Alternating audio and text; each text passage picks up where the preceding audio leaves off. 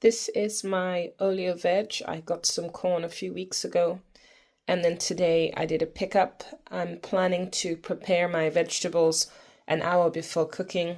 I also have some vegan shrimp from France that I bought over on the coach, and some red onion and green peppers that are currently defrosting. That was not the plan, but due to the amount of oleo groceries that I get and having to freeze them, I needed to make some space. My vegetables are now washed. I'm going to chop them all approximately the same size.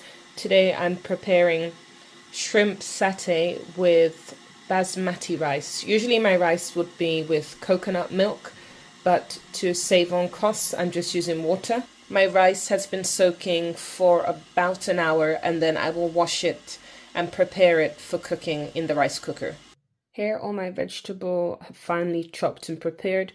I have some frozen arugula and greens in the middle, mushrooms, bok choy, carrot, celery, broccoli at the back, manju and sugar snap, and sweet corn. I make sure that I have 10 portions of fruit and or vegetable every day, and here is my 10 portions, which I'll be adding into my dish later on.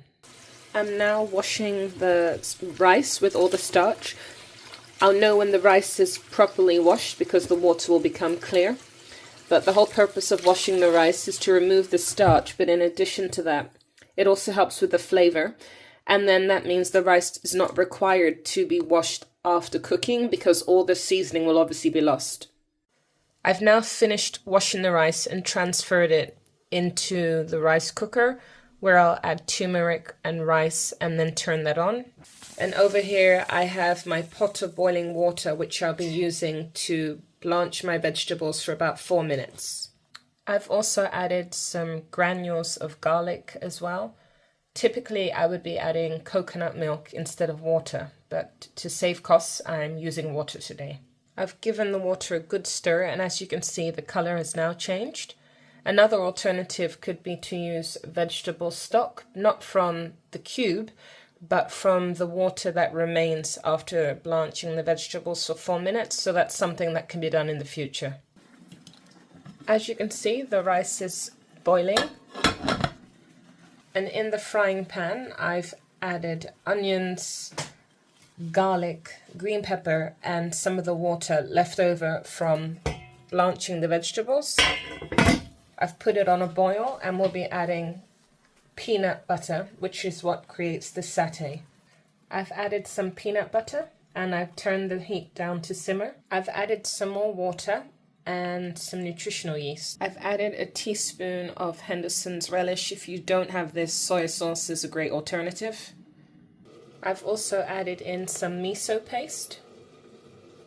And I've also added some coconut that you can get in a box, Jamaican creamed coconut. In here I've added the shrimp and chopped up chorizo. This is of course vegan shrimp and vegan chorizo. The rice is cooked, as you can see, with a slightly yellow tinge.